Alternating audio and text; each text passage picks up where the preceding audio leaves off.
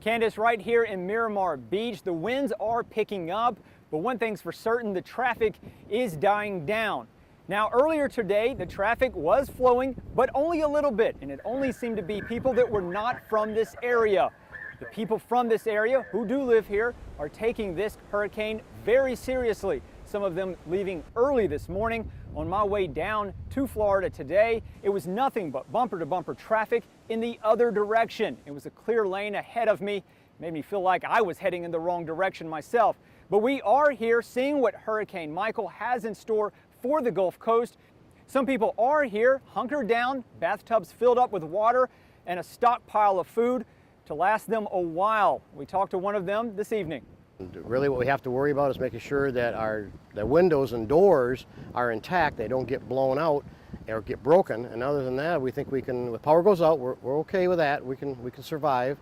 And hopefully the Walton County utilities will get it back up going soon. And for those who are in the area tonight, they will remain here throughout the duration for whatever Hurricane Michael has in store. The bridges are closed. Reporting from Miramar Beach, Tom Williams, News Center 11. Hurricane Michael making landfall here in the Florida Panhandle and packing a punch. Authorities early this morning putting in a curfew. No one out and about, no one allowed to go out and about and see what was going on. The bridges were being closed, so if you did not evacuate, you were here to stay and ride out whatever Michael had in store. Early this morning, I caught up with a storm chaser who said he's ready. A lot of people think that we're coming down here to just, see the damage and destruction. Yes, we are, but it's going to happen if the news media is here or not. Kiesling ensuring he had enough food and supplies to last him for this storm. Now here in Miramar Beach, 40 miles away from where the center of Hurricane Michael made landfall, tropical storm force winds were felt long after the storm had moved inland. Reporting from Miramar Beach, Tom Williams, News Center 11. The stories coming out of the Panama City area are that of survival turned into disbelief. As people return home, they are finding an unfamiliar landscape. There is a lot of damage here. Many of the homes are unlivable. We were praying a lot. The girls, I told them, I said, just pray. Some of those who were hoping to avoid the brunt of Michael headed in the wrong direction.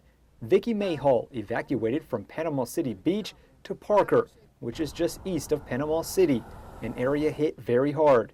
She found herself in the eye of the hurricane. It got quiet, it stopped raining, it was calm, but in the back it looked very dark.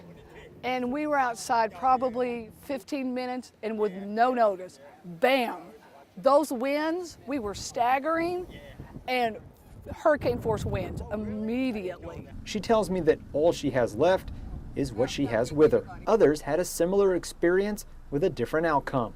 We really ain't got much, we just really got a bunch of water, but the only thing that really damaged was like the closet. I mean, you got lucky right here. Yeah, pretty much, yeah, we blessed, let me tell you. Even at WTOK's sister station, WJHG, things got intense. Communications knocked out. That includes cell phones. They are back on the air now, but in a very limiting way. Power companies are coming into the area, but for now, everything is dark. The military is here, and a mandatory curfew is in effect. Senator Bill Nelson on the ground looking at the damage. I am here, and Senator Rubio is on his way to join me. We're going to make sure that FEMA is getting the assistance to you that needs to in the aftermath of what is a terrible, terrible storm. This large building here next to Captain Anderson's restaurant suffered extensive damage. But this one large building is one very small example of how much damage was caused by Hurricane Michael. Reporting from Panama City Beach, Tom Williams, News Center 11. Candace, Panama City really is unrecognizable right now. There are people here with amazing stories, but right now the story is trying to get supplies and trying to conserve those supplies until later. And also, people are trying to communicate. They haven't done so yet. I've heard countless stories of people trying to reach out to loved ones to let them know they're okay, but right now they simply cannot do so.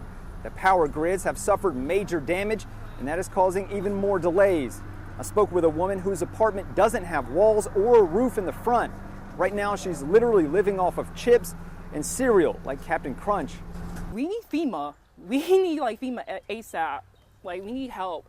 And like I don't like right now I don't have no place to go. I have no family or friends I can stay with. Like this is terrible. The twisted metal and all of the fallen bricks here at Jenks Middle School, the walls blown out. You can see all the way to their tennis courts. That's just one example of what the entire Florida Panhandle looks like. It really is in shambles, and the cleanup hasn't even begun. Right now, it's about survival, getting food and getting water to drink. Reporting from Florida, Tom Williams, News Center 11.